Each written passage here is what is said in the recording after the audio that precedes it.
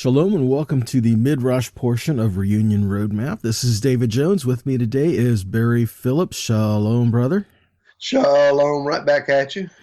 We got some interesting things I'd like to talk about today, and in our audience, this may or may not be an issue, but when you start to learn that, well, what do you mean God never changed? His word never changed, and how does that affect my life today? What do you mean there's things that he said we should be doing and shouldn't? I mean, all these things, all these questions coming in kind of leads us to a thought of, well, when God gave his Torah, who did he give it to?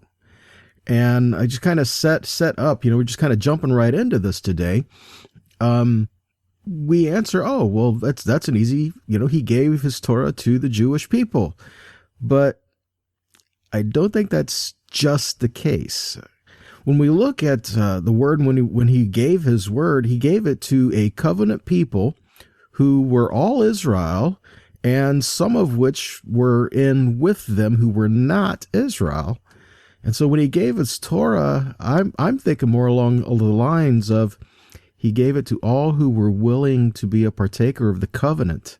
When he brought them out of Egypt, he said he redeemed them.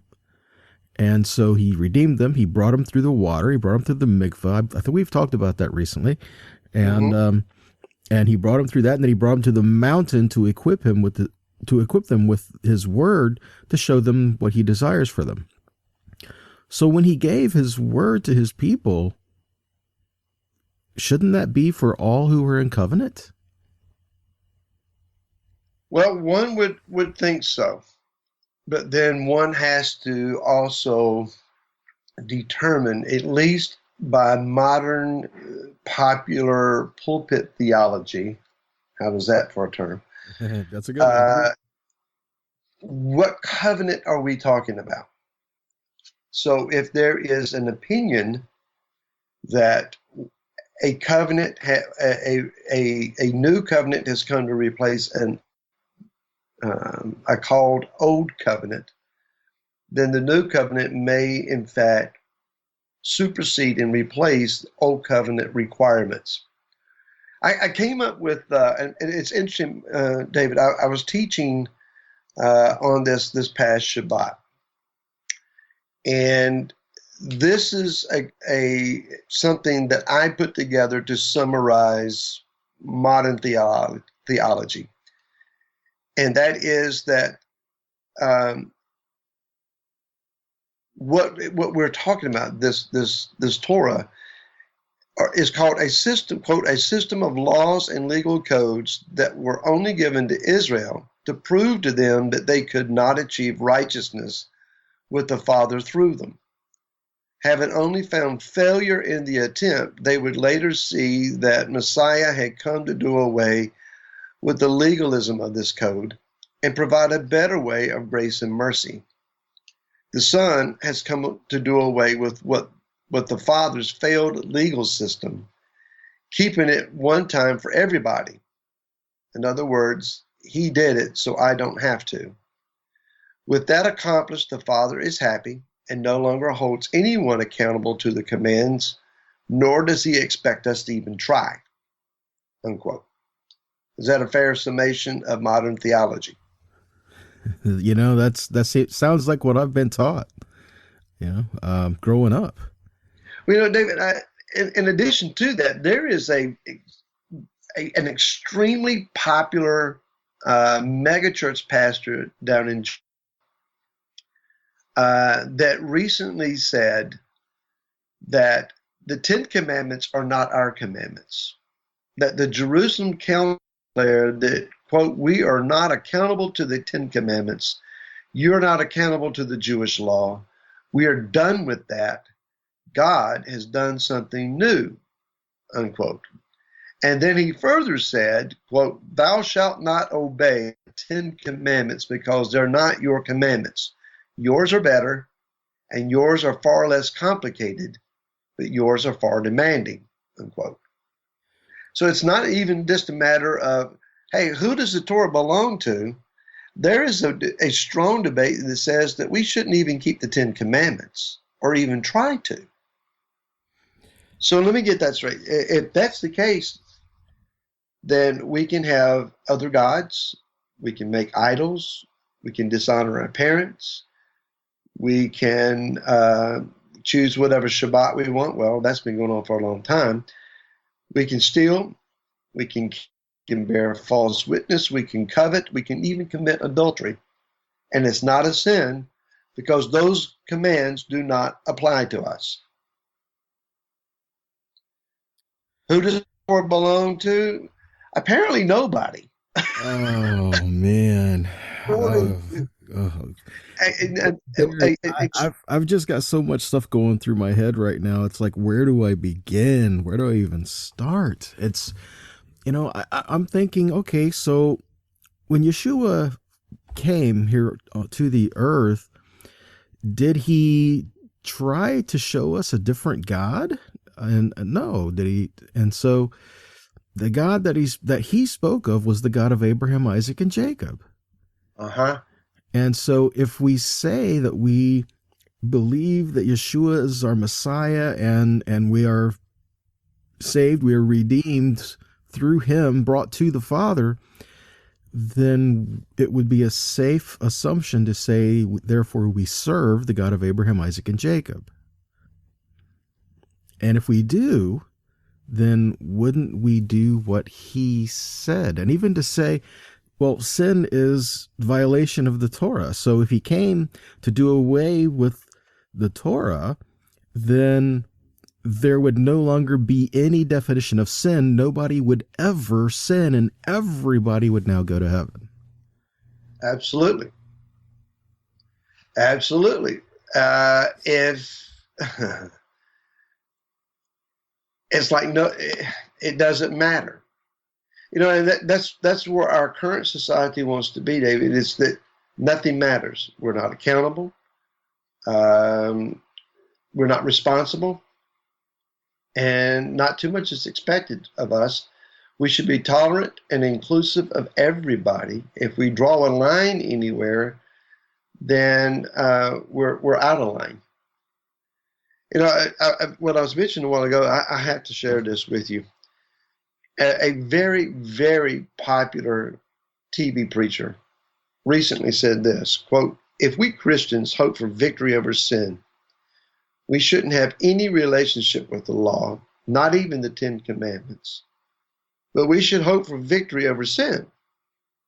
We should not have any relationship with the law, as there are over 600 of them, and also not even the Big Ten, because, quote, Jesus died to free me from the Big Ten." You have to wonder, are they not following a different Messiah?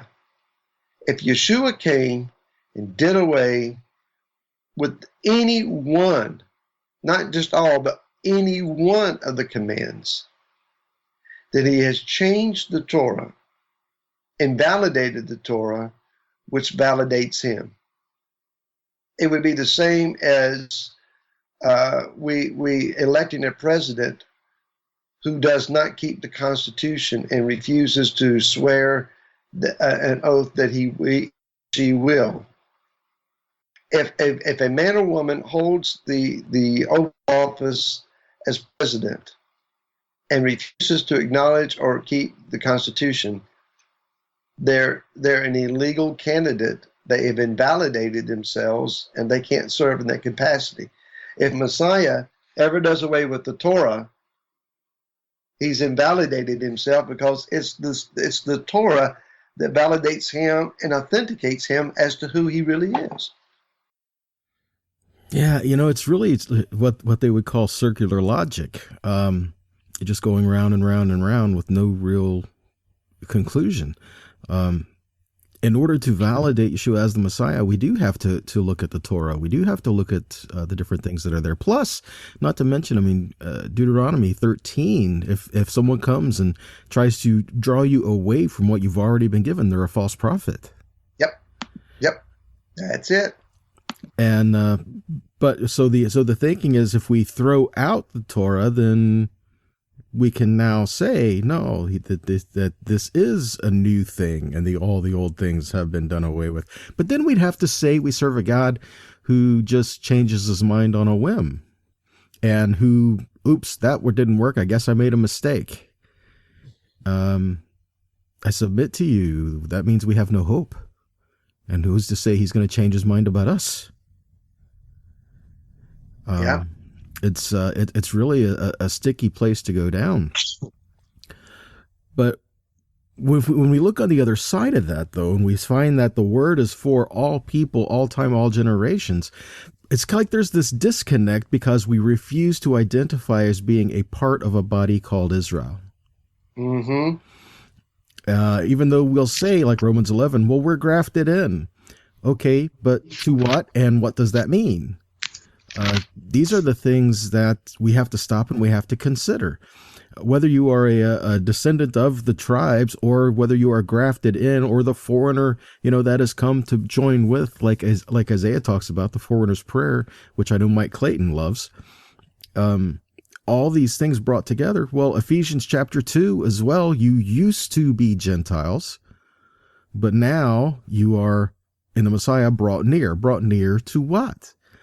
To be part of the commonwealth of Israel and partakers of the covenant of promise that was given to them, which means this covenant that we have, yes, it's new, but it's new to us. Yes. So the original question, let me give you an answer here. Who does the Torah belong to? Yochanan, regular Yochanan or John, chapter 14, verse 21. He who possesses my commands and guards them, it is he who loves me. Who is the Torah given to? Those who love Yeshua. If you love him, the Torah belongs to you, and you're accountable to it. And they would say that, well, yeah, but Yeshua only gave us 2 commands. But he said, in these 2 are all the Torah and the prophets hinged. They hang on love the Lord your God with all the heart, soul, and might, and love your neighbor as yourself. It means if you're doing these 2 things, this is all the Torah was trying to get us to do. So why would we have a problem with what he said? Well, this is what I want you to do, and this is how it's done. Yes. Well, he says in verse 24, and the word which you hear is not mine, but of the Father who sent me. Yeshua came not with his own agenda, not with his own set of rules, but he came and spoke only what his Father said. So Yeshua changed nothing. Exactly. He changed. This is one of the things that I've heard somewhere, and I've said a few times, and I don't recall where I'd heard it. He didn't come to change the word; he came to change its method of delivery. Let me define that. It's not now it's the words on the page that we have in front of us that's given to us, but it is now the word that is to be written on your heart, which essentially was the idea from the beginning, and which is what they were told to do at Sinai. Write these words on your heart. I mean, this is what they were told to do, but we've looked at these as words on a page. So what he's equipping us to do is to write them on our heart. Yes. And to write them on our heart doesn't mean to get rid of them. It means to uphold them, to walk in his ways. I think you said it very well. If we love him, then we will hear his voice. I mean, didn't Yeshua say that? My sheep hear my voice. Well, the phrase hear my voice means to be obedient, means to obey. And so if we truly hear him, then we need to be obedient. Last thoughts, Barry? Oh, man. The Torah is a joy to keep. Who does it belong to? It should be embraced and accepted with great joy by everybody. What a blessing and privilege and a joy to keep the Torah. Amen to that. Well, guys, we love to hear from you. We love to hear your thoughts and things that you might want to hear on future shows, future Midrashes. So if you can, email us, contact us, let us know what you're thinking. And that email address is reunionroadmap@bneyyosefna.com. Bet you didn't think I could get that, huh, Barry? I thought there was a little pause there. Well, shalom, everybody. Shalom.